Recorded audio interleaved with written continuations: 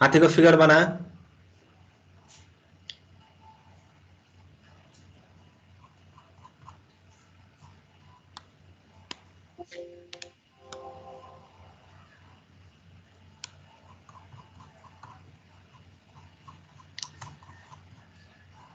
बस okay, के बनाएको छ यहाँ हेर त, कहाँको के निकाल्न बनाएको छ?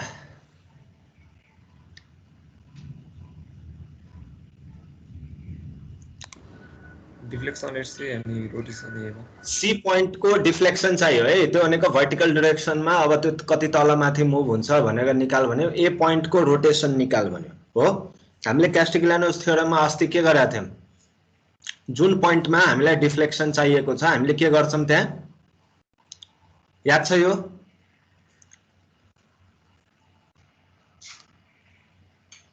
जुन पोइन्ट को डिफ्लेक्सन निकाल्नु पर्ने छ या रोटेसन भनौं डिफर्मेसन भनौं हैन,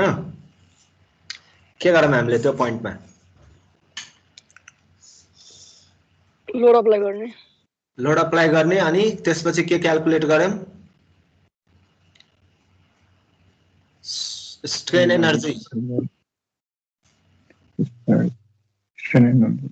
हो ओके ना? हो सर। ओके, स्ट्रेन एनर्जीलाई त्यसपछि केले डिफरेन्शिएट गर्यौं हामीले? के भन्छ थ्योरमले? स्ट्रेन एनर्जी को डेभिएसन के अरे डिफरेन्शिएसन विथ रेस्पेक्ट टु लोड गरे भने त्यो पोइन्ट को लोड को डिरेक्सनमा डिफ्लेक्सन आउँछ। सो हामी यसमा पनि त्यही गरौँ ल है। 3 को लागि यहाँ रिएक्सन निकाल, कति आउँछ स्ट्रेन के अरे त्यसको लागि चाहिँ स्ट्रेन एनर्जी को लागि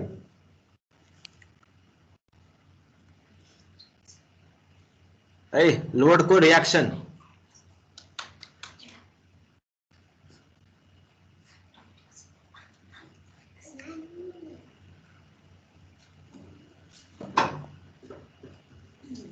एक र 4 आउँछ।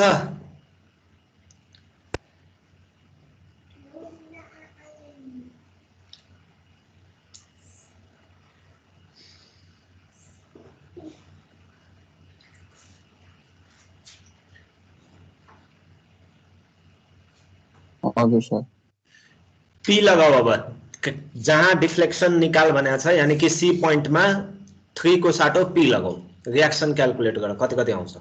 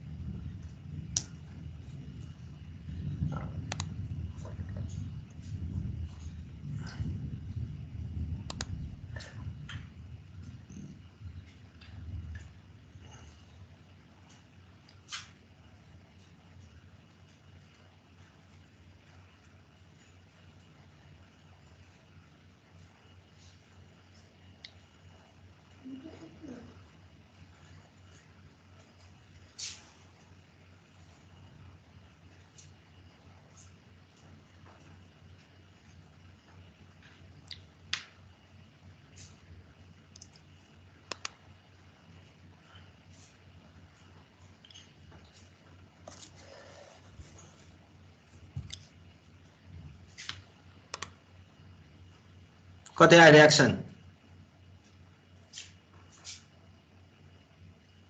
4/3p। बी मा 4/3p, ए मा 1/3p है। 1/3p कता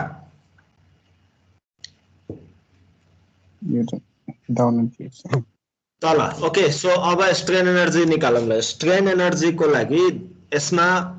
दुईवटा पोर्सनमा छुट्याउँ, एबी र बीसी। टेबल याद छ तिमीहरूलाई? लास्ट सेमेस्टर को पोर्सन ओरिजिन लिमिट भनेर जुन हामीले टेबल बनाउँथ्यौ याद छ?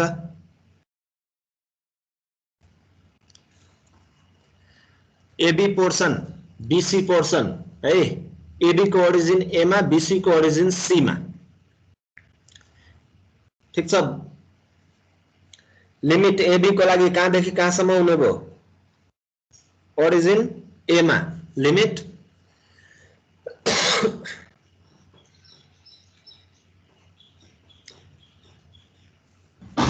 0 देखि 6 0 देखि 6 बीसी को लागि ओरिजिन सी लिमिट 0 देखि 2 0 देखि 2 ओके एबी को मोमेंट को इक्वेशन के हुने भयो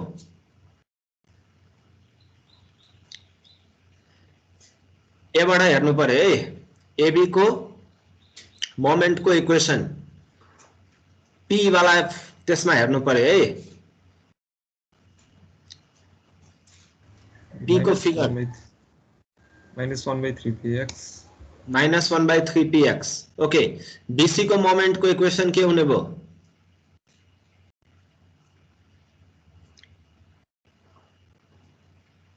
px px minus px okay right side बाट हाम्रो एन्टी क्लकवाइज पोजिटिभ थियो यसले क्लकवाइज दिने भयो सो अब यु निकाल स्ट्रेन एनर्जी को फर्मुला के हुन्छ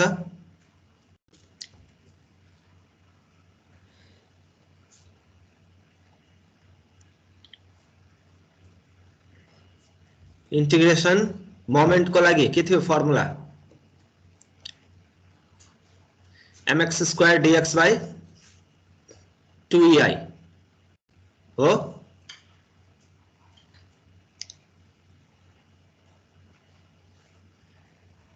दुवै mx लाई राख पालै पालो ab को लागि एउटा टर्म bc को लागि अर्को टर्म इन्टिग्रेट गर टोटल u कति आउँछ भन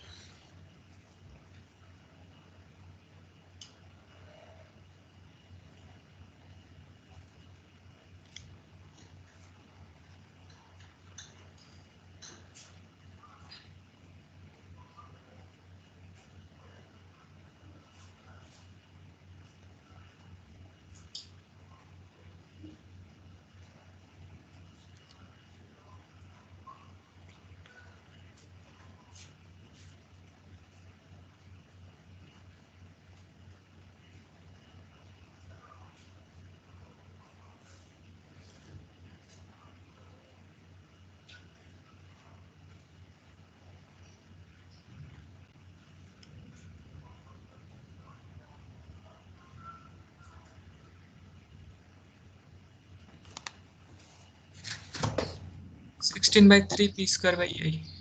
16/3 p² by ei okay so du by dp कति आउने भयो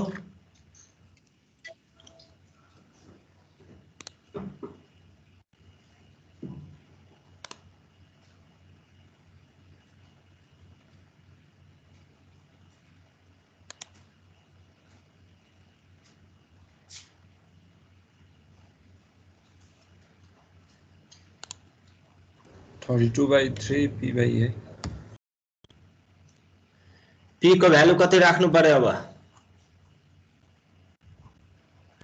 3 ओके सो क्याल्कुलेट गर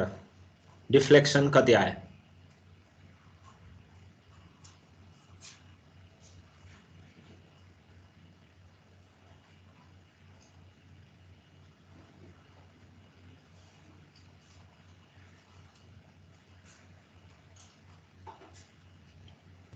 (32 by ei)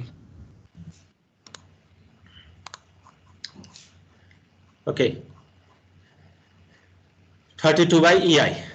ठीक छ डिफ्लेक्सन एट सी भयो नेक्स्ट के गर्नु पर्यो अब 3 र m ल है यो m यहाँ मोमेन्ट a मा रोटेसन निकाल भनेको छ थीटा a निकाल भनेको छ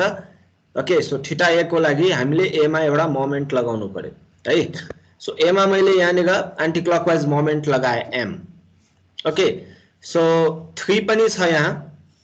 हामी के गर्छौं यसको लागि मोमेन्टको इक्वेसन लेख्छौं त्यसबाट स्ट्रेन एनर्जी निकाल्छौं र त्यसपछि त्यसलाई डिफरेन्शिएट गर्छौं के को रेस्पेक्टमा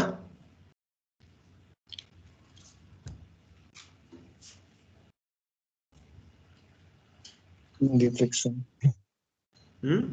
strain energy differentiated with respect to moment m moment exactly so अब similarly हेर मोमेन्ट मा गर्छौं र m को भ्यालु अब कति राख्छौं हामी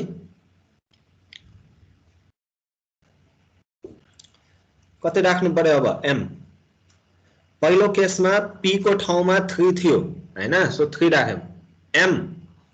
कति राख्नु पर्ला अब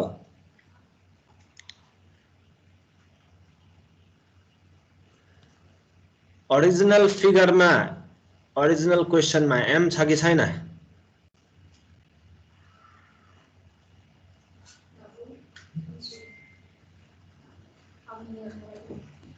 0 m 0 राख्नु 0 हो सो AB र BC को मोमेन्ट को इक्वेसन चाहियो AB र BC को मोमेन्ट को इक्वेसन को लागि A मा रियाक्सन B मा रियाक्सन चाहियो अब B मा ननिकाले पनि हुन्छ किनभने हामीले ओरिजिन C मा ल्याछौं सो C बाट हामी राइट मा जाउँला र AB को लागि हामी A बाट जाउँला सो A मा मोमेन्ट को सहित राखेर A मा रियाक्सन कति आउँछ त्यो क्याल्कुलेट गर्नु पर्यो यहाँ m लगाए मैले यो चाहिँ डाइरेक्सन फेरि पनि अब यो आफ्नो कुरा हो हैन कसैले क्लकवाइज लगाउला कसैले एन्टी क्लकवाइज लगाउला केही फरक पर्दैन अहिलेको लागि मैले एन्टी क्लकवाइज m राखेको छु है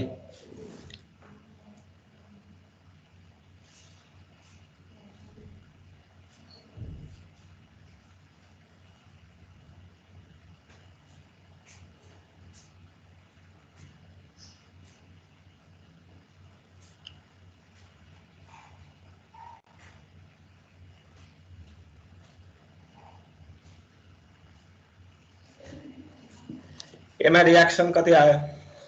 कल निकाल्छ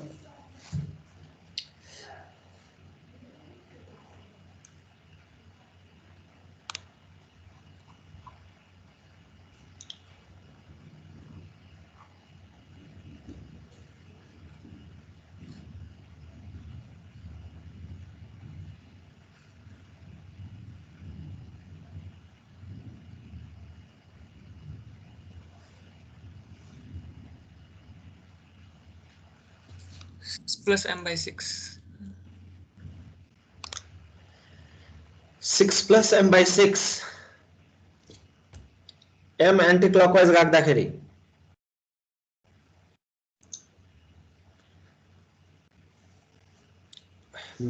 m minus 6 by 6 आछ मेरो एकचोट चेक गर यो हेर के यो m यसरी राखेको छ हैन -6 by 6 ठीक छ हजुर ओके सो यो रियाक्सन को लागि अगेन माथिको टेबल को जस्तै इक्वेसन लेख्ने हो भने है AB को ओरिजिन A BC को origin C limit again AB को लागि 0 to 6 BC को लागि 0 to 2 है इक्वेसन के हुन्छ AB को इक्वेसन के हुन्छ मोमेन्ट को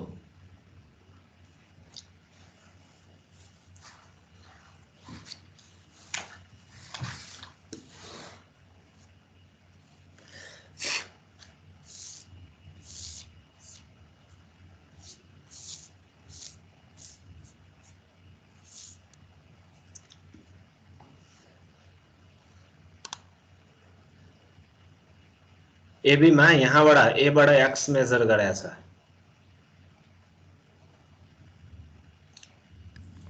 m minus 6 by 6x minus m m minus 6 by 6x minus m okay BC को लागि मोमेन्ट को इक्वेसन C बाट हेर्नु पर्यो है अब B बाट हैन यताबाट लेफ्ट बाट हैन राइट बाट c बाट उता हेर्दा 0 भइहाल्यो कहाँ 0 हुन्छ b मा b ओरिजिन कि c ओरिजिन C ओरिजिन भनिरहेको छ अघि पनि हामीले C मा ओरिजिन ल्याएको थियौं नि सेम ओरिजिन राख्ने के यो B बाट हेर B बाट किन लिएन ओरिजिन भन्ने कुरा त्यो पनि एकचोटी तिमीहरुले त्यो लास्ट सेमेस्टरमा गरे होला हैन C बाट लिदा सजिलो हुन्छ कि B मा लिदा सजिलो हुन्छ c बाट -3x अनि सी बाट सजिलो हुन्छ हैन, किनभने अब यता राइट साइडमा त कुनै लोड छैन नि त, त्यो एन्ड अफ बीम हो। बी बाट लिँदाखेरि फेरि यताको भयबडको कुराहरू कन्सिडर गर्नुपर्ने हुन्छ। सो सजिलो काम गरौँ है, सी बाट ओरिजिन लिने हो भने 3 into x तर नेगेटिभ हो, त्योभन्दा बढी केही छ? माइनस px लेखेका थियौँ नि अघि हामीले, त्यस्तै त हो हैन र?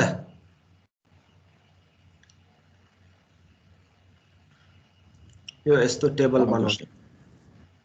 यो यस्तो टेबल बनाऊ भनेको, यस्तो टेबल लास्ट सेमेस्टरमा बनाएको छ होला नि है। यो मोमेन्टको युनिट भर्चुअल लोड मेथड हैन, त्यसरी गर्दाखेरि चाहिँ त्यो कुराहरू चाहिँ रिकल गर्नु पर्यो है। मैले फेरि पनि भनिरहेको छु, यो चाहिन्छ, यो जति गरे पनि लास्ट सेमेस्टरको कुराहरू यसले पिछा छोड्नेवाला चाहिँ छैन। सो कन्जुगेट बीमहरू पनि त्यसको पालो पनि आउँछ अब नेक्स्ट च्याप्टरमा गएपछि त्यो, अनि ट्रसको कुराहरू पनि छ हैन। जस अहिलेको लागि फटाफट इन्टिग्रेट गर, u को भ्यालु निकाल है, mx² dx/ei 2ei। u को इक्वेसन थाहा भइसक्यो हामीलाई, एप्रोप्रिएट लिमिट्सहरू राख, u निकाल, m को सहित केही टर्म आउँछ होला, du/dm गर्नु पर्यो, m को भ्यालु 0 राख्नु पर्यो, that is your theta at a। Simple गर आन्सर कति आउँछ भन। केही बुझिदैन भने सोधै हुन्छ है, यो तिमीहरूलाई अब यो न्युमेरिकलहरुमा अपलोड गर्दिउँला हैन, सल्युसनहरु आफैले गरे भने तिमीहरूलाई पछि चाहिँ खासै हेर्न पर्दैन।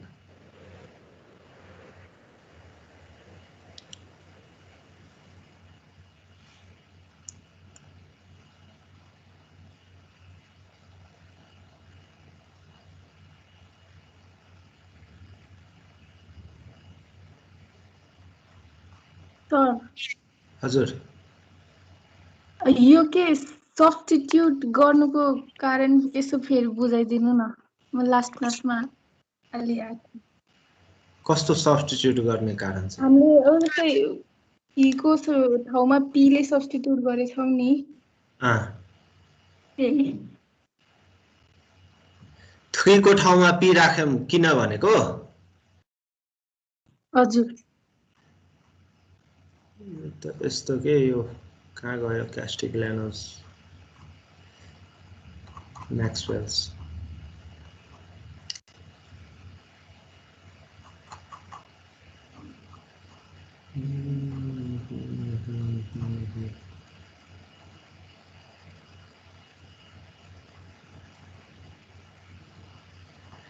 क्यास्टिग्लियानोस को अर्कै पीडीएफ अपलोड गर्दा थिएँ कि मैले, क्या एकछिन हेरौँ है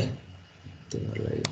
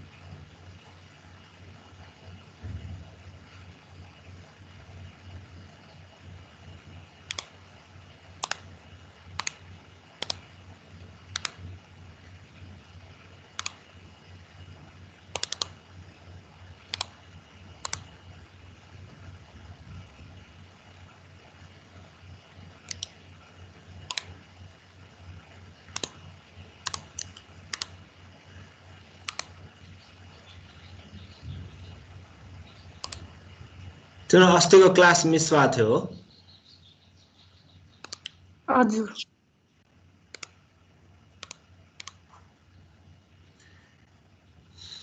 यहाँ दुईवटा थ्योरम छ के क्यास्टिग्लियानोस को, दुईवटा थ्योरममा यसले के स्टेट गर्छ भने यो पीडीएफ सायद त्यहाँ छैन, मैले अहिले अपलोड गर्दै छु, यो एकचोटि हेर। अस्ति मैले सायद यहीँबाट देखाएर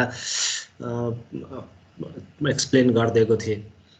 सो बेसिकली यसले के भन्छ भने फर्स्ट थ्योरमले स्ट्रेन एनर्जीलाई यदि कुनै डिफ्लेक्सन कम्पोनेन्टले डिफ्रेन्सिएट गर्छ भने त्यो भनेको त्यो डिफ्लेक्सन कम्पोनेन्टको डिरेक्सनमा लागेको लोड बराबर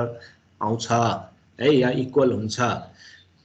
त्यसको रिभर्स पनि ट्रु छ। त्यसको रिभर्स भनेको स्ट्रेन एनर्जीलाई यदि अब लोडको रेस्पेक्टमा डिफरेन्शिएट गर्ने हो भने त्यसले डिफ्लेक्सन दिन्छ है। सो यो यहाँ छ थ्योरमहरु। The partial derivative strain energy with respect to force applied is equal to the deflection at the point of application of that force in the direction of its line of action. So त्यो ठाउँमा force को डिरेक्सनमा। अब मैले first theorem त्यति explain गरिन, यो चाहिँ second theorem explain गर्दा थिएँ मैले। यो फिगरहरु यो गरेपछि फर्स्ट थ्योरम पनि ठ्याक्कै रिभर्स हुन्छ, केही फरक पर्दैन। यो स्टेटमेन्ट हेर्नु पर्यो लास्टमा। यो प्रुफ जस्तो हो हैन। स्ट्रेन एनर्जी यु, यसको फर्मुला थाहा हुनु पर्छ, लास्ट सेमेस्टरमा पढाया हो हैन। Strain energy due to bending, due to shear, due to axial, due to torsion, चारवटा थियो हो। ड्यू टु बेन्डिङले आउने डिफ्लेक्सन चाहिँ शियरले भन्दा बढी हुन्छ, एक्सियल र टोर्सनको त झनै कम हुन्छ होला हैन, unless there is highly torsion present in some cases है, इन सम केसेस। सो बेन्डिङमै हामी बढी फोकस गर्छौं। बेन्डिङको लागि इक्वेसन mx² dx/2ei थियो। अब त्यो निकाल्ने आफ्नो ठाउँमा छ, जसरी पनि u क्याल्कुलेट गर्नु पर्यो। पहिलो कुरा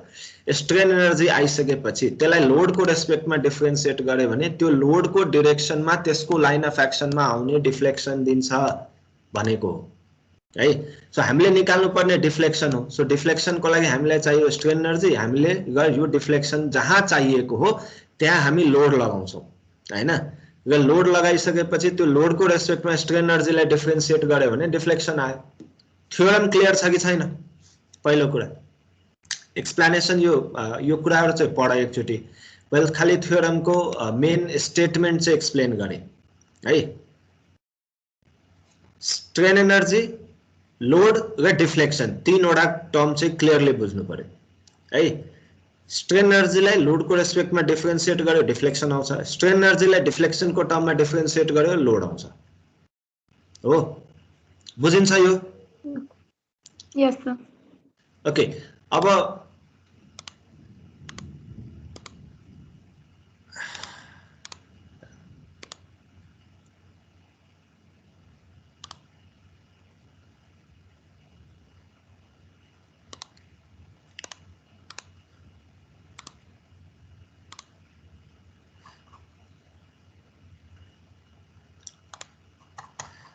हाम्रो क्वेशन हेरौँ। हाम्रो क्वेशनमा हामीलाई क्यास्टिग्लियानोसबाट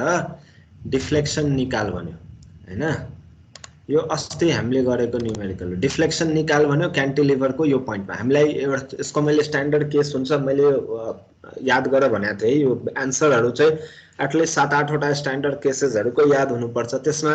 सबभन्दा सजिलो सिम्पली सपोर्टेड बीमको पोइन्ट लोड लागेको छ भने सिम्पली सपोर्टेड बीमको यूडीएल लागेको छ भने, क्यान्टिलिभरको पोइन्ट लोड लागेको छ भने, क्यान्टिलिभरको यूडीएल लागेको छ भने, र हरेक केसमा डिफ्लेक्सन र रोटेसन यो भ्यालुजहरु चाहिँ स्ट्यान्डर्ड भ्यालुजहरु हो जुन कि अरु भ्यालुजहरु भन्दा एकदमै धेरै युज हुन्छ। त्यही भएर पटक पटक यो स्ट्यान्डर्ड भन्नुको कारण चाहिँ त्यो हो हैन। सो धेरै आइडियलाइज गरिन्छ यसले। अब यो भ्यालु हामीलाई थाहा थियो, यो क्याल्कुलेट गरेको थियौं हामीले के दिएको छ भने क्यान्टिलिभर बीम दिएको छ, यूडीएल लगाएको छ। अब यो पोइन्टमा डिफ्लेक्सन र रोटेसन निकाल भन्यो मानव एकछिनको लागि। अब डिफ्लेक्सन चाहियो यो पोइन्टमा भने हामीले के गर्यौं यहाँनिर एउटा फिक्सियस लोड लगायौं हैन। फिक्सियस भनेको यस्तो लोड जुन एक्जिस्ट गर्दैन। So we calculated the strain energy. Okay mx को इक्वेसन लेख्यो अनि त्यसपछि स्ट्रेन एनर्जी क्याल्कुलेट गर्यो है। यसमा खास अर्को तरिकाबाट गरेका थियौं हामीले। यसमा यो डाइरेक्ट यो फर्मुलाबाट गरेका थियौं। यो फर्मुला चाहिँ कहाँबाट आउँछ भने स्ट्रेन एनर्जीलाई लोडको रेस्पेक्टमा डिफरेन्शिएट गर्यो भने यसरी पनि लेख्न सकिन्छ है। राम्ररी हेर है। सो यो चाहिँ अलरेडी डिफरेन्शिएटेड फर्मुला हो है। अहिले गरेको हामीले अर्को तरिका, अहिले गरेको हामीले u निकाल्ने र त्यसपछि बल्ल डिफरेन्शिएट गर्ने। यो पनि इक्वली एप्लिकेबल हुन्छ। यसमा चाहिँ पहिले u लाई p ले डिफरेन्शिएट गर्दैको छ। सो यो फर्मुलाबाट हामीले क्याल्कुलेट गर्यौ डेल्टा र यो डेल्टाको भ्यालु यति आथ्यो। ओके अब यसमा p को रेस्पेक्टमा डिफरेन्शिएट त गर्यौं हामीले, तर p एक्जिस्ट गर्दैन हो। p क्वेशनमा यहाँनिर फिगरमा मैले बनाएको छु रेड कलरले, यो एक्जिस्ट गर्दैन। क्वेशन यति मात्रै हो। Okay so what we do is p लाई 0 सब्स्टिट्युट गर्छौं हामी। बुझिन्छ अब? यस सर। है अब यसको अर्को सजिलो केस क्यान्टिलिभरमा पोइन्ट लोड लागेको बेला मात्र पोइन्ट लोड मात्र भएको बेला डिफ्लेक्सन PLQ/3EI हुन्छ। यो त याद छ होला, स्ट्यान्डर्ड केस हो हैन। त्यो पनि यो फर्मुलाले दिन्छ के W0 राख भनेको थिएँ मैले अस्ति नै। यो जनरल इक्वेसन हो, W0 गरे भने PLQ/3EI आयो। सो यो पनि एउटा सानो प्रुफ जस्तो हो, चेक जस्तो हो हैन। यो फर्मुला याद छ भने you can also check it. अब यही रोटेसन चाहियो भने फेरि यहाँ के गरेँ मैले, यहाँनिर मोमेन्ट लगाएँ। अब मोमेन्ट लगाएर फेरि यहाँनिरको रोटेसन निकाल्छु है। सो ओमेगा नभएको केसमा यो आन्सर हो, पी नभएको केसमा यो आन्सर हो। हाम्रो सल्युसनमा पी एक्जिस्ट गर्दैन हैन, पी रियल छैन। त्यही भएर हाम्रो आन्सर चाहिँ यति मात्रै हुन्छ। We substitute p = 0। अब अहिले गरेको केसमा पनि त्यही हो यार, 3 जहाँ दिएको छ त्यहाँ डिफ्लेक्सन निकाल भन्यो। अब हामी 3 ले डिफरेन्शिएट गर्न सक्दैनौँ। हेर प्रब्लम के छ भने we cannot just calculate strain energy and differentiate it with respect to 3, किनभने त्यो त भेरिएबल होइन, फेरि सबै 0 भइदिन्छ हैन। सो हामी के गर्छौँ भने p को रेस्पेक्टमा स्ट्रेन एनर्जी निकाल्छौँ, डिफरेन्शिएट p को रेस्पेक्टमा गर्छौँ। डिफरेन्शिएट गरिसकेपछि अब p 0 राख्दैन, अब p3 राख्छौँ। यो चाहिँ स्पेशल केस जस्तो भयो, किन जहाँ डिफ्लेक्सन निकाल भन्यो त्यहाँ लोड एक्जिस्ट गर्छ। तर रोटेसनको केसमा त्यस्तो छैन। जहाँ रोटेसन निकाल भन्यो यानी कि ए पोइन्टमा है, ए पोइन्टमा मोमेन्ट अलरेडी त्यहाँ छैन। सो हामीले एउटा मोमेन्ट लगाउँछौँ, त्यो मोमेन्ट चाहिँ लास्टमा के गर्छौँ, डिफरेन्शिएट गरेपछि अब के गर्नु पर्यो, 0 राख्नु पर्यो। यो थ्योरमले दिएको क्यास्टिग्लियानोस सेकेन्ड थ्योरम। ठीक छ, बुझिन्छ? Yes, sir. Okay, back to अघिको मोमेन्टको कति आयो, रोटेसनको आन्सर कति आयो?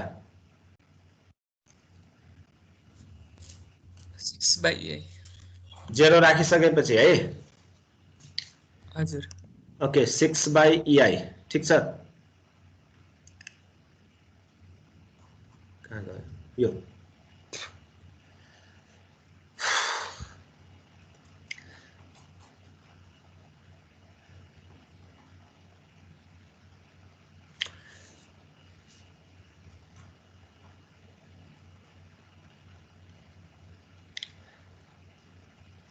ठीक छ, क्यास्टिग्लियानोस सेकेन्ड थ्योरम डिफ्लेक्सन निकाल्नु पर्यो भने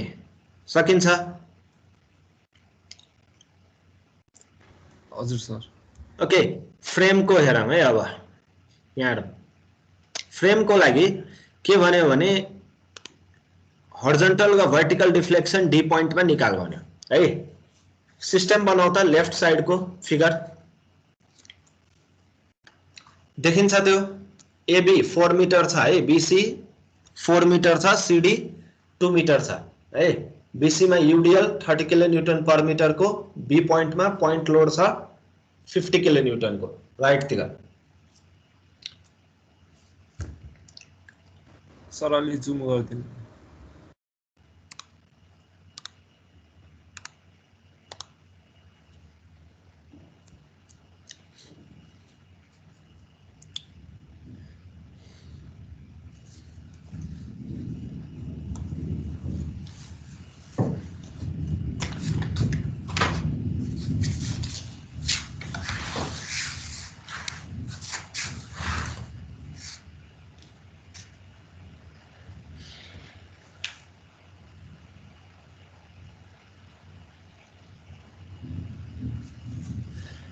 ठीक छ, देखिन्छ?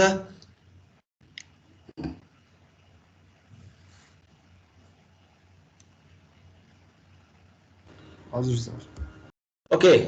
अब के गर्नु पर्ला यसमा, हर्जन्टल र भर्टिकल डिफ्लेक्सन। पहिला भर्टिकलको कुरा गरौँ। भर्टिकल डिफ्लेक्सन कुन पोइन्टमा चाहियो,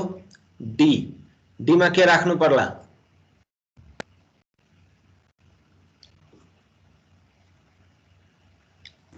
पी फोर्स। एउटा लोड राख्नु पर्यो। कि भर्टिकली माथितिर राखे हुन्छ कि तलतिर राखे हुन्छ। मैले अहिले के गरेको छु, डाउनवर्ड्सतिर पी लोड लगाएको छु। हेर राइट साइडको फिगरमा पी लोड चाहिँ जहाँ मलाई डिफ्लेक्सन चाहियो त्यहाँ मैले लगाएँ। Okay, so now again same logic, पहिला जस्तै पोर्सन तीनवटामा डिभाइड गर एबी बीसी र सीडी फटाफट त्यस्तो टेबल बनाऊ त एबी बीसी सीडी है एबी को ओरिजिन पहिला सीडी को कुरा गरौँ सीडी बाट सजिलो सीडी को ओरिजिन कहाँ लिँदा सजिलो होला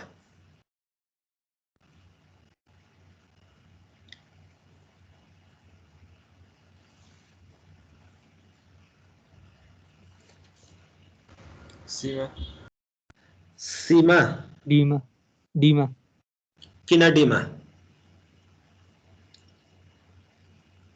त्यहाँ मात्र एउटा फोर्स त छ नि अनि एबी को एबी को एमा एबी को एमा एबी को एमा लियो भने इक्वेसन के हुन्छ मोमेन्ट को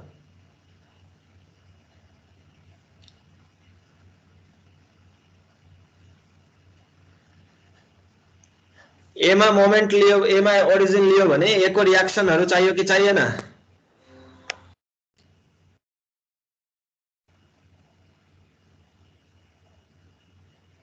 सब टाइम बचाउने तरिकाहरु हो है यो एमा रिएक्सन निकाल्नु पर्यो कि परेन पर्यो बी मा ओरिजिन लियो भने पर्यो कि परेन परेन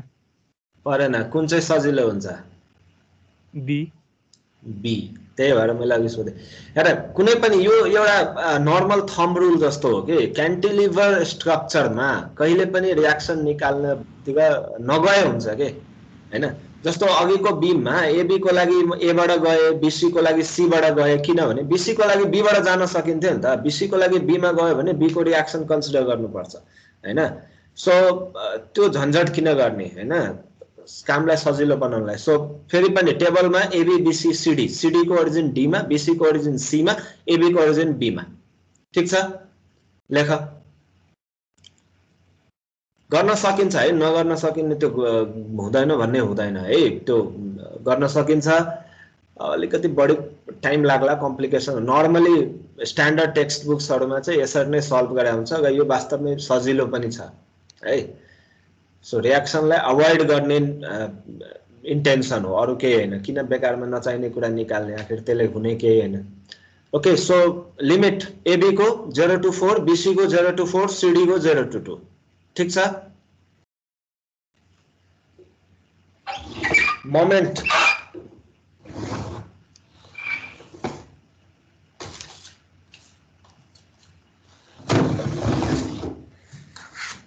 मोमेन्ट को इक्वेसन बना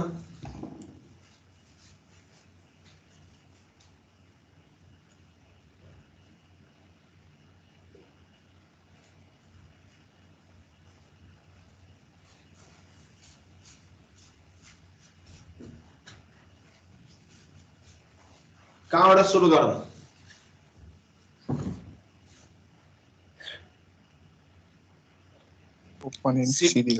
सीडी ओके सीडी को मोमेन्ट को इक्वेसन के हुन्छ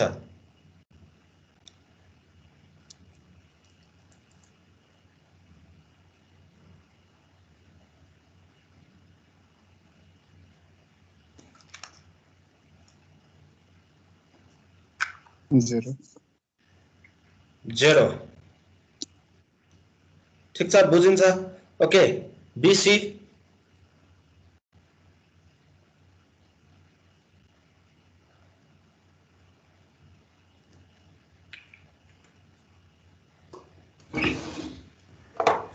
x square कति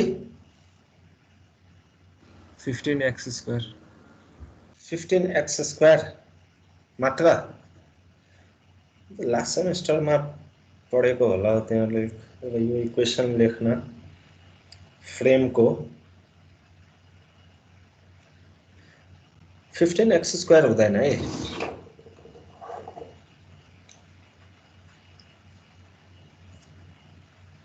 15x square plus px 15x square plus px दुवै सैगिङ हो त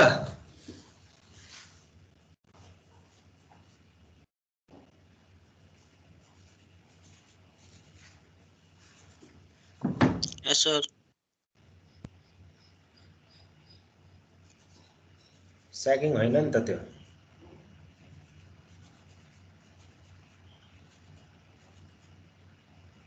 तिमी राइट साइडबाट जाँदैछ हैन राइट साइडबाट जाँदाखेरि सी मा x मेजर गरेको छ के रे 0 राखेको छ x चाहिँ b तिर जान्छ हैन भित्र बसेर हेर्ने हो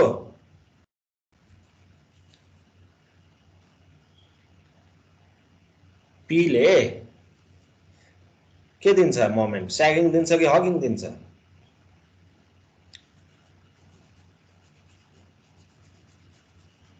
p ले त हगिन्छ अनि 30 ले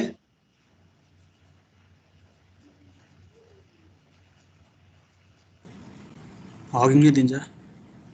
अनि दुबै के हुने भयो नेगेटिभ माइनस हो बीसी को इक्वेसन के हुने भयो त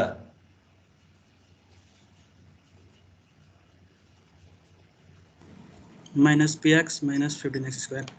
minus px minus 15x square यदि स्यागिङ पोजिटिभ जुन मैले अस्ति पनि भनेको थिएँ हामी अब सबै स्यागिङ पोजिटिभ गरेर गर्ने क्रसको लागि टेन्सन पोजिटिभ गरेर गर्ने है so equation is minus px minus 15x square बुझिन्छ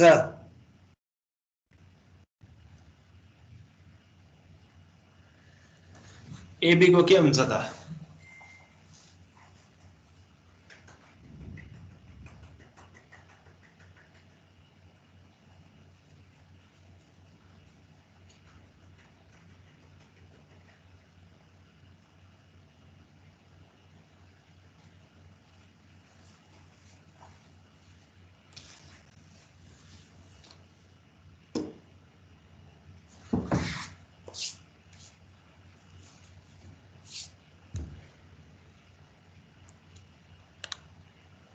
फ्रेम को न्यूमेरिकल गरा छैन लास्ट सेमेस्टरमा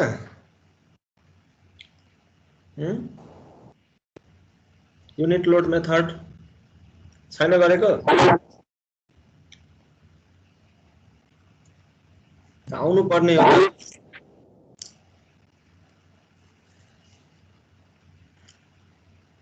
यसले दिने भनेको पनि यसरी एन्टी क्लकवाइज हो हैन यसले दिने पनि यसरी हो अब यहाँनेर बाट सुरु भयो अब यो तल आउँदाखेरि है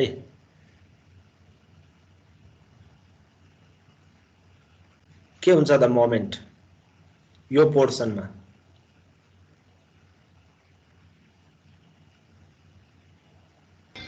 माइनस 50x माइनस 50x त्यो त पोइन्ट लोडको मात्रै भयो अरु p ले गर्दा आउँदैन 30 ले गर्दा आउँदैन पुरै बिर्सिसकेको छ जस्तो छ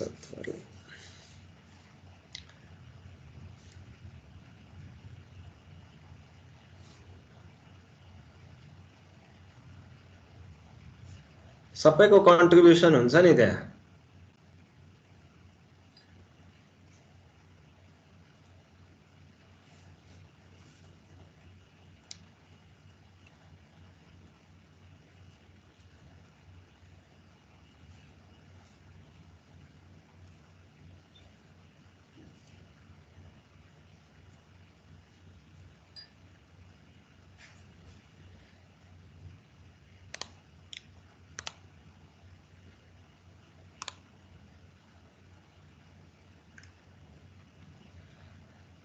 फिफ्टी को त भयो 50x माइनस 50x यो 30 को यहाँ मोमेन्ट आउँदैन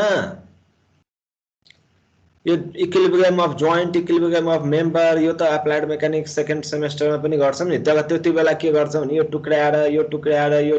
हैन छुट्टा छुट्टै ब्यालेन्स गर्छौं हामी अब त्यति टाइम हुँदैन के सिधै सिधै लेख्न सक्नु पर्यो अब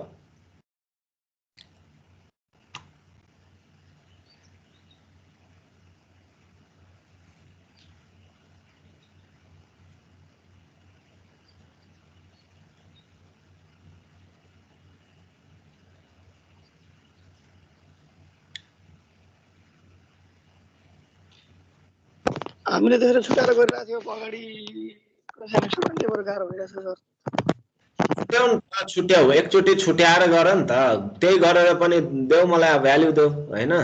गर छुट्याएर गर ल यो मेम्बरलाई ब्यालेन्स गर योलाई गर यसलाई गर ल ब्यालेन्स गरेर गर त कति आउँछ minus 50x minus 4p minus 240 के गर्यो छुट्याएर गरेको हो यस सर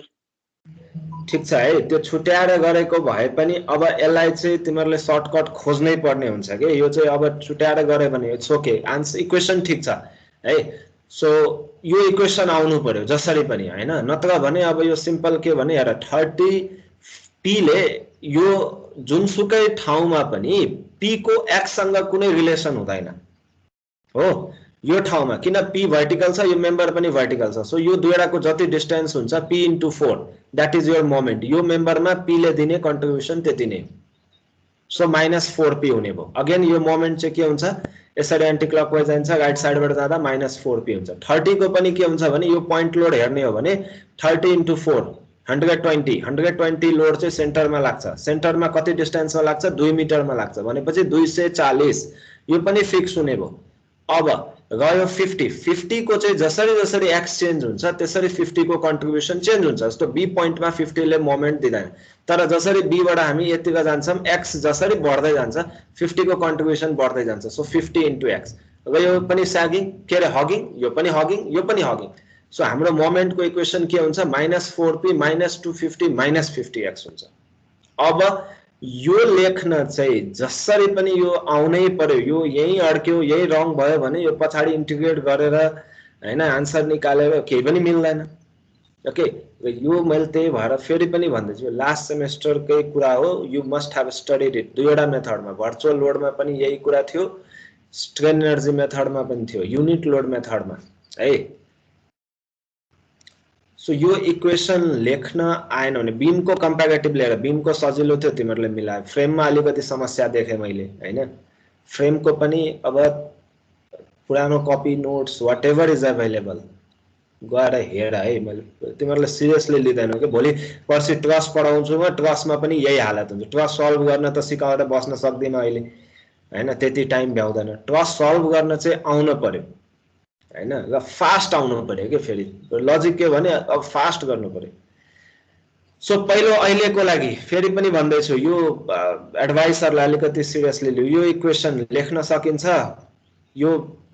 बुझिन्छ भने अब इन्टिग्रेसनतिर जाउँ इन्टिग्रेट गर जसले यो लेखिसक्यो इन्टिग्रेट गर है तीनवटा इक्वेसन आउने भयो अघि हामीले दुईवटा गरेका थियौं हैन एबी र बीसी को लागि अब एबी बीसी सीडी को लागि इन्टिग्रेट गर्न जसमा सीडी छैन सो एबी र बीसी कै लागि हुन्छ र त्यसपछि इन्टिग्रेट गरेर आइसकेपछि त्यसलाई p ले डिफरेन्शिएट गर्नु पर्यो र p को भ्यालु कति राख्दिनु पर्यो 0 that is your answer simple ठीक छ गर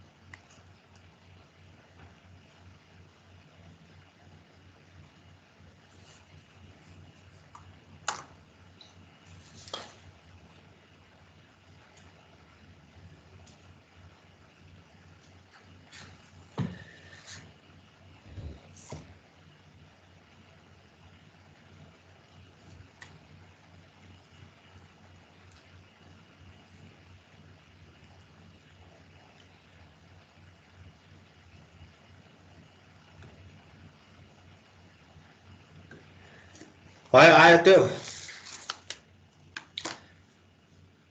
डिफरेन्सिएसन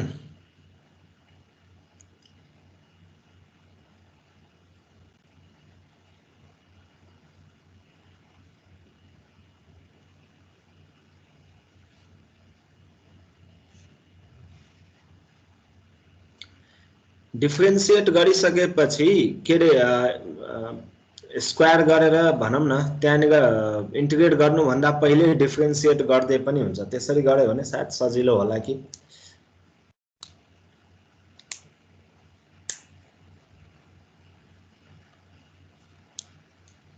अदरवाइज नर्मल प्रोसेस छँदैछ त्यहीबाट गरे पनि आन्सर सेम आउँछ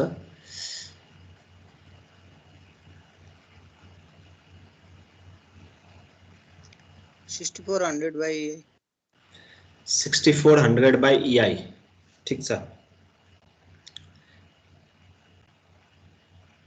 ओके EI को भ्यालु गिभन छ भने EI ले डिभाइड गर्नु पर्यो जस्तो यो क्वेशनमा EI को भ्यालु सायद गिभन थियो हैन EI चाहिँ यहाँनिर अब 12E13 न्यूटन mm स्क्वायर दिएको छ हामीले यो सबै लोड र डिस्टेन्स हामीले किलो न्यूटन र मिटरमा लिएको छौं भनेपछि यसलाई कतिले डिभाइड गर्नु पर्यो 3 र 6 9 जाने भयो हैन सो 12 10 to power 4 हुने भयो है so 6400 divided by 12 to the 12 multiplied by 10 to power 4 गरे भने त्यो चाहिँ मिटरमा आउँछ है सो EI को भ्यालु गिभन छ भने त्यसरी सब्स्टिट्युट गर्ने आन्सर चाहिँ त्यही हो 6400 डिवाइडेड बाइ EI अहिलेको केसमा EI सब्स्टिट्युट गर्यो भने कति आउँछ यो 53 mm 53.33 mm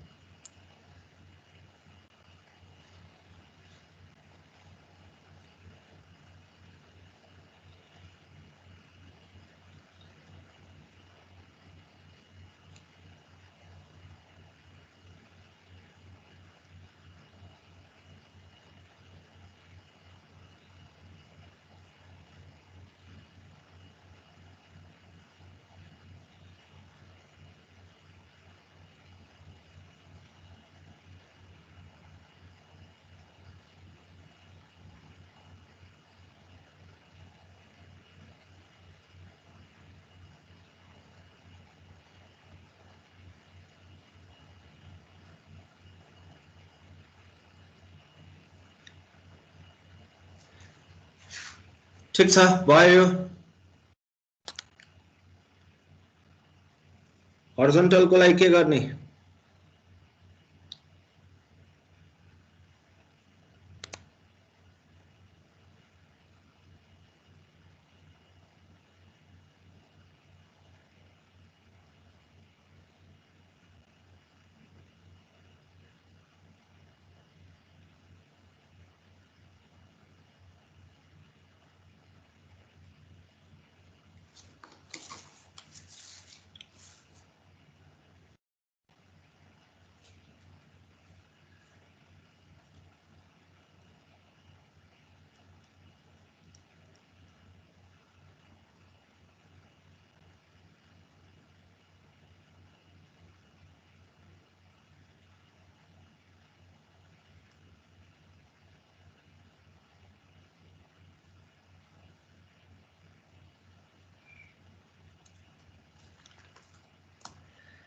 हरिजन्टल डिफ्लेक्सन को लागि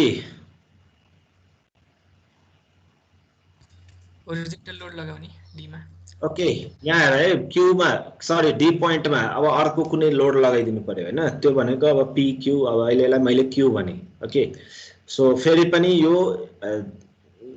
चोइस इज योर्स लेफ्ट तिर या राइट तिर जता लगाए पनि हुन्छ ओके सो मैले लेफ्ट तिर लगाए क्यू भन्ने फोर्स अब यसको लागि टेबल का मोमेन्ट लेख्नु पर्यो है लेख त चाँडो स्केच बनाऊ इक्वेसन लेख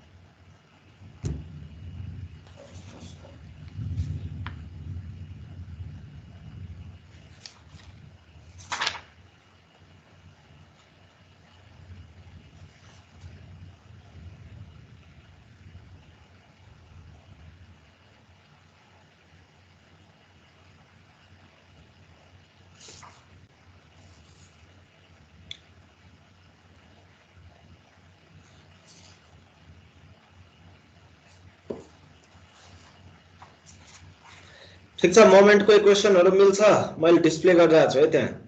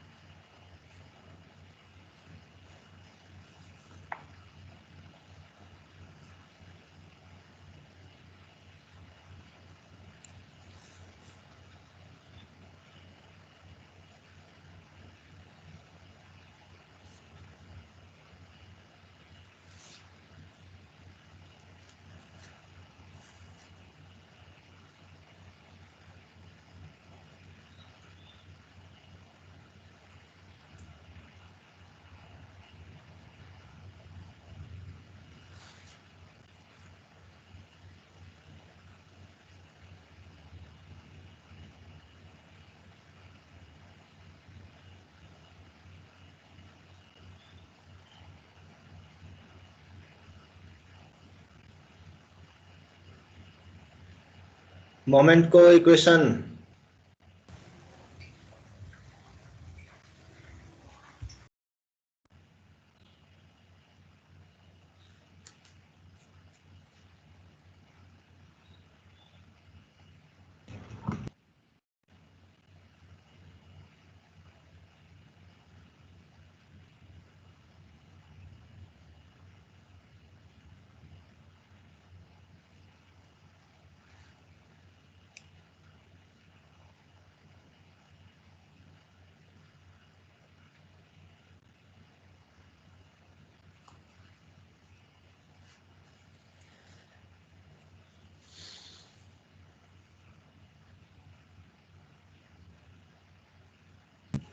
ठीक छ सर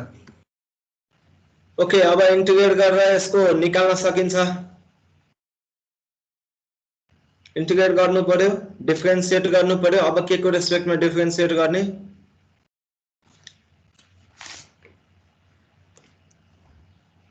क्यू को रेस्पेक्टमा क्यू को भ्यालु अनि डिफरेन्शिएट गरेपछि कति राख्नु पर्यो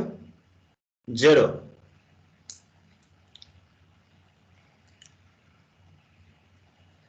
ए र अघिको आन्सर पोजिटिभ आथ्यो 6400 कि नेगेटिभ आथ्यो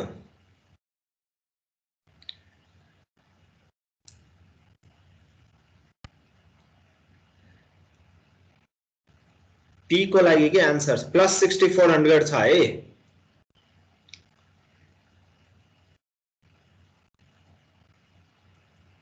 नेगेटिभ आयो भने के गर्ने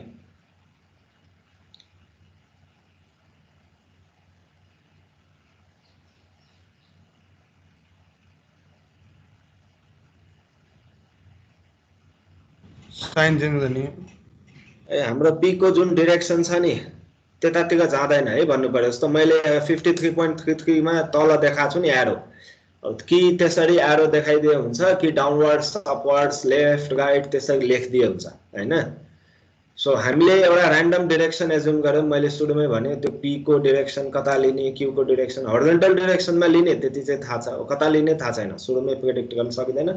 जुन सुरुकै डाइरेक्सन लिए हुन्छ प्लस आयो भने डाइरेक्सन रिटेन गर्ने माइनस आयो भने डाइरेक्सन रिभर्स गर्ने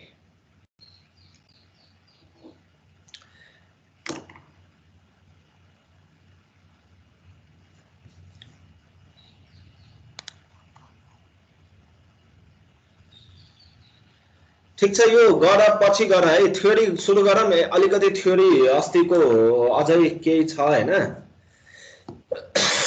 त्यो म सर्ट एक्सप्लेन गर्दिन्छु त्यो न्यूमेरिकल गर है पछि आन्सर यसमै छ पीडीएफ मै छ हैन त्यो सर्ट एकचोटी गर फ्लेक्सिबिलिटी र यसको चाहिँ म अझै पनि केही कुराहरु यसमा सिलेबसमा फेरि राखेर रहेछ अब एकछिन यता हेर यो चाहिँ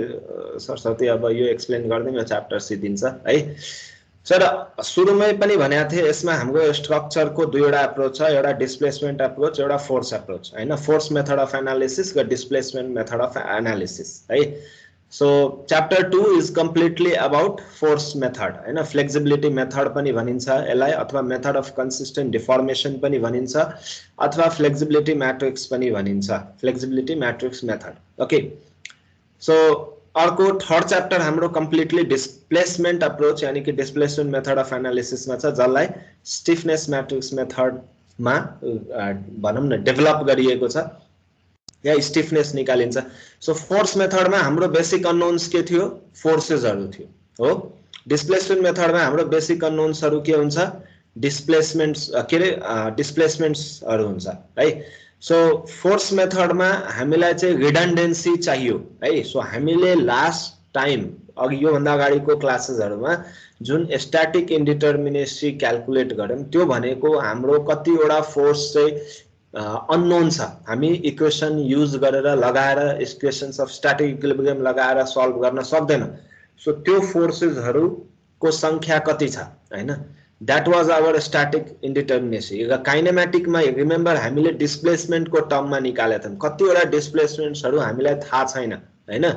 नन जेरो डिस्प्लेसमेन्ट्सहरु दैट वी डोन्ट नो और हैन कुनै नन जेरो छ तर थाहा छ भने त्यो चाहिँ ओके नो प्रब्लम हैन त्यसलाई काउन्ट गर्नु भएन सो बेसिकली कुनै पनि स्ट्रक्चर एनालाइज गर्ने भनेको त्यसको इन्टरनल फोर्स डायग्राम नै बनाउने हो shear force diagram bending moment diagram हैन axial force diagram torsion diagram यही डायग्रामको आधारमा कुन सेक्सनमा कति बेन्डिङ मोमेन्ट आउँछ भनेर हामी त्यसमा रेन्फोर्समेन्ट प्रोवाइड गर्छौं जस्तो रेन्फोर्स्ड कन्क्रिट सेक्सन आरसीसी को डिजाइनमा हेर्छौ तिमीहरुले 7th सेमेस्टरमा सो त्यहाँनेर बेन्डिङ मोमेन्ट डायग्राम चाहिँ जुन आएको हुन्छ त्यसको आधारमा बेन्डिङ मोमेन्ट डायग्राम कसरी बनाइन्छ भने फोर्स मेथडमा पहिला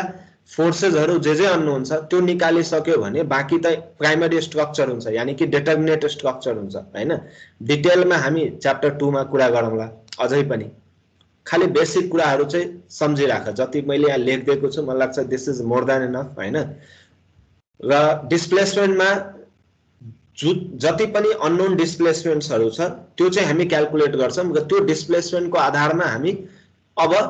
सबै रियाक्सन्सहरु क्याल्कुलेट गर्छौं र त्यो रियाक्सन्सहरु आइसकेपछि त हामीलाई बेन्डिङ मोमेन्ट डायग्रामको इक्वेसन लेख्न अथवा डायग्राम नै बनाउन केही गाह्रो हुँदैन हैन सो यसमा अर्को कुरा पनि के भने फोर्स मेथडमा हामी इक्वेशन्स अफ स्ट्याटिक इक्विलिब्रियमबाट निकाल्न नसकिने रियाक्सन्सहरुलाई हामीले रिडन्डेन्सी भन्छौं है यो टर्म्सहरु राम्ररी याद गर है बुझ so equations of static equilibrium यानी कि इक्विलिब्रियम कन्डिसन्स युज गर्छौं हामी है सो यहाँनिर लेखेको छ once the redundant forces are calculated हैन इक्वेशन्सहरु लगाउँछौ redundant forcesहरु क्याल्कुलेट गर्छौं redundant forcesहरु क्याल्कुलेट गरिसकेपछि बाँकी हाम्रो डिटर्मिनेट स्ट्रक्चर जस्तो हुन्छ र हामी बाँकी रियाक्सन्स निकाल्न सक्छौं डिस्प्लेसमेन्ट मेथडमा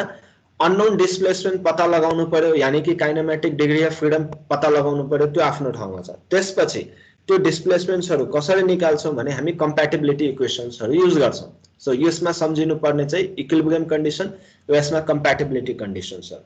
है कम्प्याटिबिलिटी कन्डिसन्स भनेको कस्तो हो भने जस्तो कुनै पनि सिम्पली सपोर्टेड बीम छ मानौं र सपोर्टमा हाम्रो दुवै सपोर्टमा भर्टिकल डिस्प्लेसमेन्ट चाहिँ जेरो हुन्छ त्यो हामीलाई थाहा छ हैन सो हामीले एउटा डिस्प्लेसमेन्ट जसरी फोर्सको टर्ममा भर्खरै गर्यौं नि फोर्स हामीले एज्युम गर्यौं तर त्यहाँ फोर्स छैन हामीलाई थाहा छ त्यहाँ फोर्स छैन फोर्स जेरो राख्यौं भनेपछि कम्प्याटिबिलिटी कस्तो हुन्छ भने हामी डिस्प्लेसमेन्ट एज्युम गर्यौं मानव एकछिनको लागि तर हामीलाई थाहा छ त्यहाँ डिस्प्लेसमेन्ट हुँदैन हैन सो हामी के गर्दिन्छौं डिस्प्लेसमेन्ट जेरो राख्छौं यो डिस्प्लेसमेन्टको टर्ममा जुन इक्वेसन लेखिन्छ नि त्यसलाई चाहिँ कम्प्याटिबिलिटी इक्वेसन भनिन्छ है त्यो भनेको कम्प्याटेबल छ कि छैन भन्नाले एक्चुअल डिस्प्लेसमेन्ट कति हो क्याल्कुलेटेड डिस्प्लेसमेन्ट कति हो अथवा क्याल्कुलेटेड डिस्प्लेसमेन्ट भनेको x आयो अब हामीलाई के थाहा हुन्छ x = 0 so that is our compatibility equation force method र डिस्प्लेसमेन्ट मेथडमा बेसिक फरक चाहिँ यो हो है त्यसपछि म स्टिफनेस र फ्लेक्सिबिलिटीको कुरा गर्छु अहिले फोर्स मेथड र डिस्प्लेसमेन्ट मेथडको भनौं न फिलोसफीमा या एक्सप्लेनेसनमा लजिकमा यो के हो भन्ने कुरा क्लियर भयो कि भएन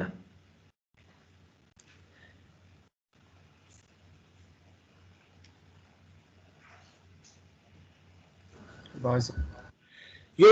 फर्स्ट क्लासमा पनि केही कुराहरु हामीले डिस्कस गरेका थियौं हैन यो एकचोटी पढ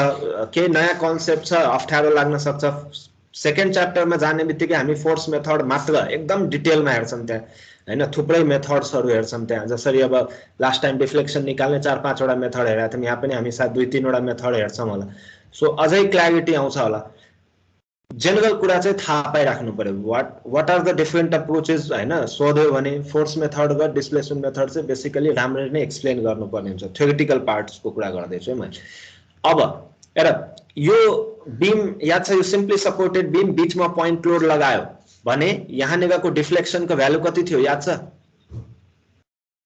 कति हुन्छ स्ट्यान्डर्ड केस अगेन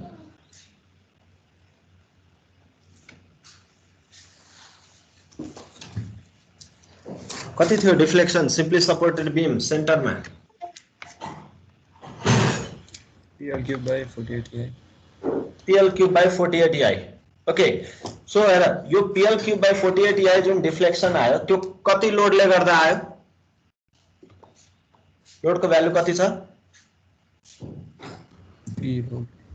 P छ ओके अब म यसलाई स्ट्रक्चरलाई मानौ हाम्रो स्ट्रक्चर चाहिँ लिनियर इलास्टिक स्ट्रक्चर हो हैन हुकियन मटेरियल भनिन्छ त्यो भनेको उले इलास्टिक जोन कभर गर्छ त्यो भनेको लोड हटाएपछि त्यो फेरि ओरिजिनल शेपमा आउँछ भन्ने किसिमको स्ट्रक्चर छ मानौ अहिलेको लागि सो मैले P को ठाउँमा 1 भन्ने लोड लगाए भने त्यहाँ डिस्प्लेसमेन्ट कति हुन्छ अब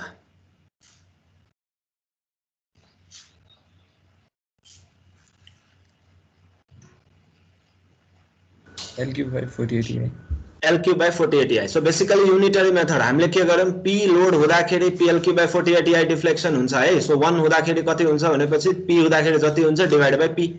सिम्पल सो PP काटिन्छ L cube by 48 EI आउँछ त्यही हैन ओके अब फ्लेक्सिबिलिटी र स्टिफनेस हेर मैले सायद फर्स्ट क्लासमा पनि यसको बारेमा के भनेको थिए होला फ्लेक्सिबिलिटी भनेको कुनै पनि स्ट्रक्चर कतिको लचकिलो छ हैन कति लचकिन्छ कति डिफर्म हुन सक्छ कति सजिलै डिफर्म हुन सक्छ हैन स्टिफनेस भनेको त्यो कति रिजिड छ है सो कति गाह्रो तरिकाले त्यो डिफर्म हुन्छ या डिफर्म हुनलाई कति फोर्स चाहिन्छ सो बेसिकली युनिट लोड लगाउँदाखेरि त्यो स्ट्रक्चर कति डिफर्म हुन्छ त्यो चाहिँ फ्लेक्सिबिलिटी हुने भयो हैन र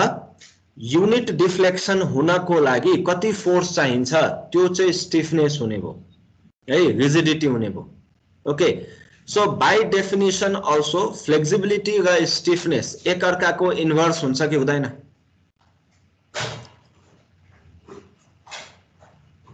बाइ डेफिनिसन राम्ररी बुझ है युनिट लोड लगाउँदा कति डिफ्लेक्ट हुन्छ है लोड को value 1 deflection That is your flexibility. Unit load लगायो कति डिफर्म हुन्छ ओके सो P लगाउँदाखेरि कति हुन्छ त्यसलाई P ले मल्टिप्लाई गर्नु Z लगाउँदा कति हुन्छ त्यसलाई Z ले मल्टिप्लाई गर्नु अब युनिट डिफ्लेक्सन चाहियो मलाई 1 मिटर डिफ्लेक्ट गर्नु छ भने मैले कति फोर्स लगाउनु पर्छ त हो so that is your stiffness बुझिन्छ सो यो फिगरमा हेर यो के भनेको छ भने यहाँ 1 लगायो यो कति डिफ्लेक्ट हुन्छ दिस इज योर फ्लेक्सिबिलिटी यसलाई F ले रिप्रेजेन्ट गरे है र यहाँ नेगा युनिट डिफ्लेक्सन छ भने यहाँ कति फोर्स लगाउनु पर्छ त यसलाई स्टिफनेस ले रिप्रेजेन्ट गरे ठीक छ so by nature by definition flexibility र स्टिफनेस एक अर्काको रिभर्स हुन्छ कि हुँदैन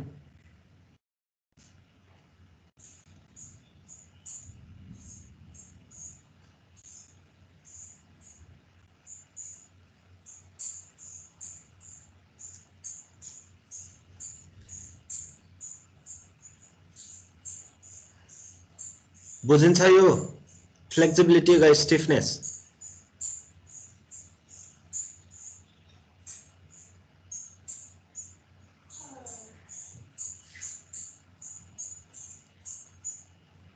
हजुर सर यसमा एउटा कोअर्डिनेट छ है if there are more than one coordinates जस्तो हामीले लास्ट टाइम केमा गरेका थियौं मैक्सवेल्स लॉ र बेट्टिज लॉ मा एउटा ठाउँमा लोड लगाए अर्को ठाउँमा डिफ्लेक्सन मेजर गर्यो सो मैले भनेको एउटा लोड यहाँ लगाए अर्को ठाउँमा पनि डिफ्लेक्सन मेजर गर्न सक्छु है सो यहाँको डिफ्लेक्सन भनेको deflection at this due to load at this more than one coordinate third coordinate fourth coordinate fifth coordinate so there can be more than one coordinates है हाम्रो इन्ट्रेस्ट चाहिँ more than one coordinate मा हुन सक्छ त्यो cases मा flexibility खाली एउटा भ्यालु हुँदैन जस्तो यहाँ भ्यालु छ हेर फ्लेक्सिबिलिटी अघि भने जस्तो फ्लेक्सिबिलिटी के हुने भयो L क्यूब बाइ 48EI हुने भयो किन PL cube by 48EI deflection हुन्छ हामीलाई थाहा छ हैन अब युनिट लोड लगाउँदा कति डिफ्लेक्सन हुन्छ भनेपछि त्यसलाई P ले डिवाइड गरिदिनु पर्यो L cube by 48EI so this is your deflection stiffness कति हुन्छ भनेपछि अब 48EI बाइ L क्यूब भनेको फोर्स यति फोर्स लगाउने हो भने युनिट लोडले डिफ्लेक्ट हुन्छ है यसको ठ्याक्क रिभर्स ओके र मोर देन वन कोअर्डिनेट गर्यो भने यो भ्यालुलाई 1/1 को म्याट्रिक्स को रूपमा लिन सकिन्छ if there are more than one coordinates flexibility को एउटा म्याट्रिक्स नै बन्छ है त्यही भएर यो अघि मैले भनेको यहाँ फ्लेक्सिबिलिटी म्याट्रिक्स मेथड पनि छ हामीले यो पनि पढ्नु पर्ने हुन्छ हैन दुईवटा तीनवटा कोअर्डिनेट सम्म हेरौँला धेरै त गर्न सकिदैन 2/2 3/3 सम्म ओके फ्लेक्सिबिलिटी म्याट्रिक्स कुन केसमा बन्छ होला बुझिन्छ एउटा भन्दा बढी कोअर्डिनेट भयो भने अस्ति हामीले गरेको दुईवटा कोअर्डिनेट को लागि थियो डेल AB र डेल BA याद छ मैक्सवेल्स लॉ मा बेटिज लॉ मा deflection at A due two load at B deflection at B due two load at A A deflection at A due two load at A deflection at B due two load at B दुईवटा coordinate हुने बित्तिकै 2/2 को matrix बन्छ यानी कि चारवटा value हुन्छ है A मा लोड हुँदा A को डिफ्लेक्सन A मा लोड हुँदा B को डिफ्लेक्सन B मा लोड हुँदा A को डिफ्लेक्सन B मा लोड हुँदा B को डिफ्लेक्सन सो मोर देन वन कोअर्डिनेट भयो भने त्यो म्याट्रिक्स फर्ममा जान्छ पहिलो कुरा सिंगल भ्यालु को टर्म्समा बुझ यो मोस्ट प्रोबेबली सबभन्दा इजिएस्ट एक्जाम्पल हो है एउटा बीम को त्यो पनि सिम्पली सपोर्टेड र त्यसमा नि एउटा कोअर्डिनेट कन्सिडर गरेको छ कोअर्डिनेट कसरी कन्सिडर गरिन्छ त्यो हेरौँला अहिलेको लागि जस्ट इमेजिन कि दुई तीनवटा कोअर्डिनेट छ हामीले कन्सिडरेसन गर्नुपर्ने छ कोअर्डिनेट भनेको मैले या त लोड को पॉइंट भनेको छु या त डिफ्लेक्सन कहाँ मेजर गर्नु छ त्यो पॉइन्टहरु भनेको छु है सो दुईवटा कोअर्डिनेट 2/2 मैट्रिक्स 3/3 नौवटा भ्यालु निकाल्नु पर्यो ओके र अर्को हामीलाई के थाहा छ भने del at AB is equal to del at B हामीले Maxwell's theorem of reciprocal theorem of deflection बाट के हेरेका थियौं भने A मा लोड लगाउँदा B मा जति डिफ्लेक्सन आउँछ त्यति नै डिफ्लेक्सन B मा लोड हुँदाखेरि A मा आउँछ है सो मैट्रिक्स को के प्रॉपर्टीहरु पनि थाहा हुनु पर्यो हैन अब जस्तो स्टिफनेस को बैक टू स्टिफनेस यहाँ हेरौं स्टिफनेस को भ्यालु यसरी डिफाइन गरेको छ कि stiffness is force required per unit displacement हैन सो D लाई 1 राख्दिने हो भने यो फोर्स को भ्यालु चाहिँ के हुन्छ स्टिफनेस को बराबर हुन्छ हैन दैट मीन्स स्टिफनेस लाई यदि म एक्चुअल D सँग मल्टिप्लाई गर्छु एक्चुअल D भनेको युनिट हुँदैन हैन कति हुन्छ अब थाहा छैन फिल्डमा 1 हुन्छ कि 2 हुन्छ कि 0.1 हुन्छ कि कति mm हुन्छ या कति मिटर हुन्छ त्यो थाहा छैन सो स्टिफनेस लाई डिफ्लेक्सन ले मल्टिप्लाई गर्यो भने फोर्स आउँछ ठीक छ है अथवा यो टर्म्समा लेख्न सकिन्छ D इज इक्वल टु एउटा यो भ्यालु इन्टु 1/k है मल्टिप्लाइड बाइ 1/k सो यो जुन हुने भो त्यो चाहिँ फ्लेक्सिबिलिटी हुने भो है यो 1/k this is your flexibility so flexibility लाई फोर्स ले मल्टिप्लाई गर्यो भने डिफ्लेक्सन आउँछ जस्तो यो भ्यालु लाई P ले मल्टिप्लाई गर्यो भने P भन्ने लोड ले मल्टिप्लाई गर्यो भने डिफ्लेक्सन आयो PL क्यूब बाइ 48 आयो सो यो टर्म त्यति धेरै युज हुँदैन यो सेन्समा तर यो force is equal to stiffness into displacement actually यो दुईवटा मध्ये एउटा याद गरे पनि सधैँलाई पुग्छ है यहाँ लेखेको पनि छ as the name suggest stiffness is something which makes a body form and rigid मैले अघि पनि भने कति गाह्रो तरिकाले त्यो डिफर्म हुन्छ हैन कति रेसिस्ट गर्छ त्यसले दैट इज योर स्टिफनेस तर फ्लेक्सिबिलिटी भनेको के हो how easily something could be bend or deformed हैन सो यो दुईवटा बाइ डेफिनेसन नै रिभर्स खालको टर्म्सहरु कोइन गरिएको छ दुवैको आफ्नो महत्व छ दुवैको आफ्नो मेथड्सहरु छ हामी फ्लेक्सिबिलिटी को र स्टिफनेस को एउटा कम्प्लिट च्याप्टरै हेर्छौं हैन र स्टिफनेस को मेथडले त तिमीहरुलाई 8 सेमेस्टर सम्म त छोड्दैन किनभने फाइनाइट एलिमेन्ट मेथड सबै डिस्प्लेसमेन्ट मेथडमा छ, प्रपर सब्जेक्ट नै छ भनौँ न कम्प्युटेसनल टेक्निक भन्ने, त्यसमा एफईएम को बारेमा पढ्नुपर्ने लास्ट सेमेस्टरमा। ओके, बुझिन्छ? फ्लेक्सिबिलिटी, स्टिफनेस, यो रिलेसन्सहरू इन्भर्स किन हुन्छ, म्याट्रिक्सको कन्सेप्ट, यो कुराहरू के छ भन, के छ नबुझेको भने सोधा।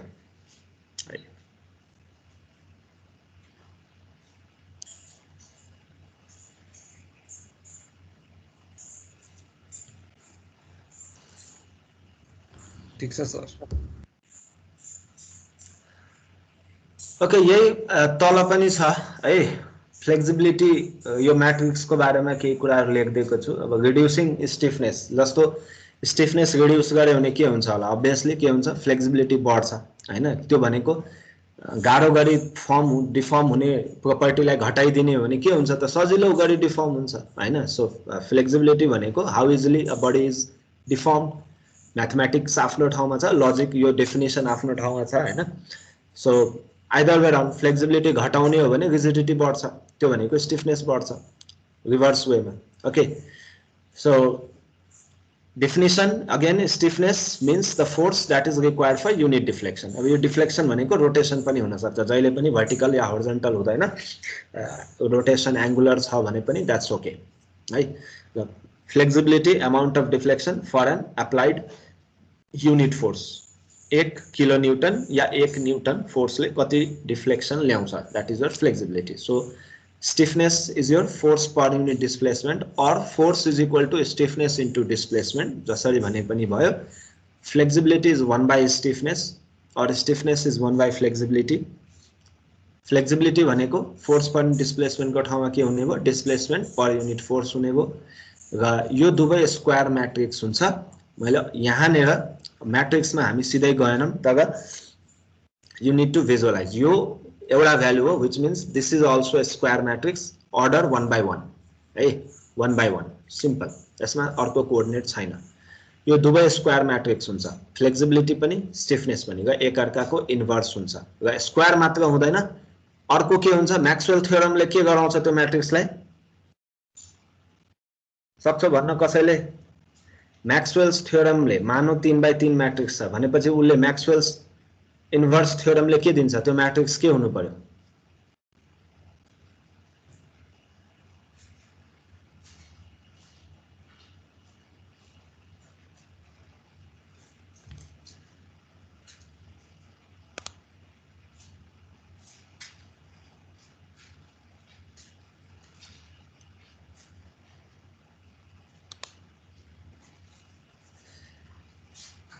म्याक्सवेल्स थ्योरम अफ रेसिप्रोकल डिफ्लेक्सनले के भन्छ?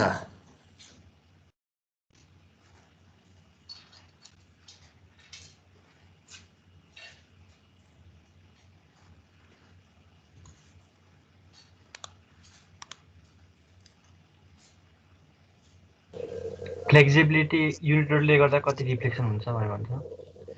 म्याक्सवेल्स थ्योरमले त्यो भन्दैन, म्याक्सवेल्स थ्योरमको होइन नि त त्यो, फ्लेक्सिबिलिटी स्टिफनेसको बारेमा कुरा गर्दैन म्याक्सवेल्सले।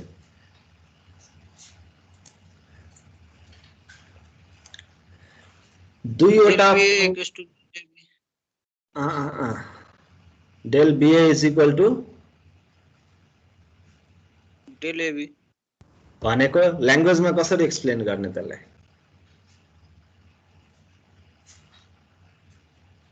deflection at B due to load applied at A equals to deflection at A due to load applied at B. बराबर हुन्छ हो। Yes, म्याट्रिक्समा कोडिङ गर्दाखेरि मैले पहिला पनि सोधेको थिएँ, साथीहरूले गराएको छ कि छैन, डेल आइजे अथवा एआइजे अथवा बिआइजे र बिजेआई भनेको त्यसरी डिनोट गराएको छ कि छैन म्याट्रिक्सको कम्पोनेन्टहरूलाई?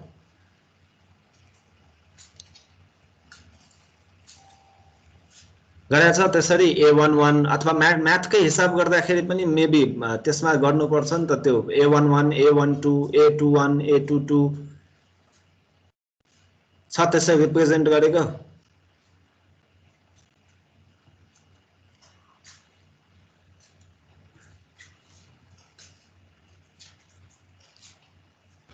छ सर। A21 र A12 बराबर हुन्छ म्याक्सवेल थ्योरम अफ रेसिप्रोकल डिफ्लेक्सनले यो भन्छ कि भन्दैन पहिलो कुरा A12 is equal to A21 हजुर सर सो यदि मेरो 2x2 को म्याट्रिक्स छ र A11 छ त्यहाँ A12 छ A21 छ A22 छ हो र A12 र A21 बराबर छ भने त्यो म्याट्रिक्स कुन म्याट्रिक्स हुन्छ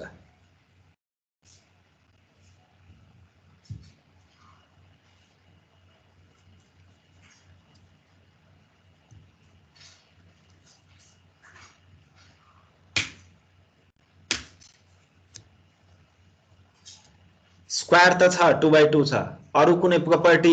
रिलेट गर्न सक्छ तिमीहरुले A12 र A21 बराबर भयो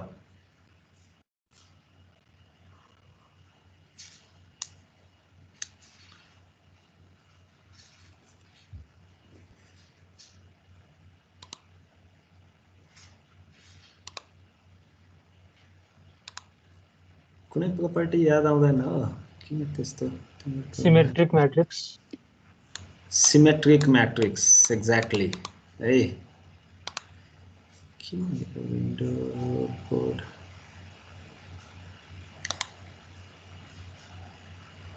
So square पनि हुने भो, symmetric पनि हुने भो, है?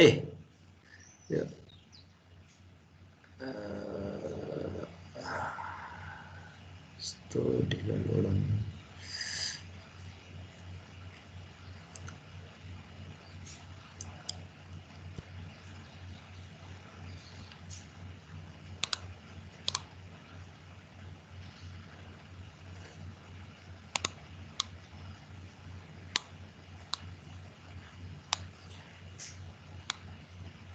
यहाँनिर के राख्छौं हामी A11 बोर्ड आछ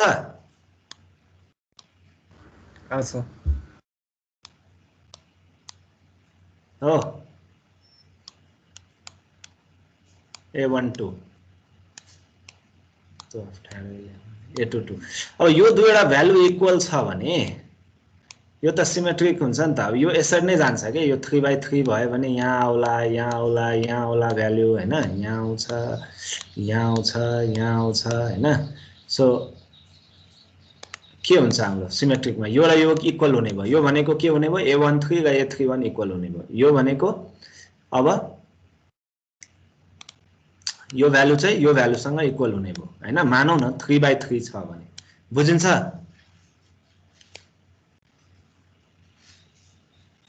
यो भ्यालु एक्स्ट्रा भयो क्या यो चाहिएन हो 3/3 भयो भने 2/2 भयो भने यो हरियो मात्र हेरे भयो हैन यो ब्र्याकेट मात्र अब रेड छ भने अब 3/3 छ या 4/4 छ 5/5 छ त्यसरी नै आउँछ सो फ्लेक्सिबिलिटी र स्टिफनेस म्याट्रिक्स को प्रोपर्टी है एकअर्काको इन्भर्स हुन्छ एउटा स्क्वायर हुने भो सिमेट्रिक हुने भो पोजिटिभ डेफिनिट हुने भो त्यो भनेको डिटर्मिनेन्ट चाहिँ 0 हुँदैन भन्न खोजेको हैन सो यो कुराहरु पनि हेल्प गर्ला अझै त्यो च्याप्टरहरुमा पनि आउला बाकी अब नोट्सहरुमा मैले यो कुराहरु लेख्दिएको छु न्यूमेरिकल को जसको भाग छैन अझै यो आफैले गर है यो आन्सर को लागि रेफरेन्स को लागि हेर्दा ठीक हुन्छ देन आफैले गर र यो पढ अर्को दिन अर्को च्याप्टर सुरु गरौँला है के छ भन्न अझै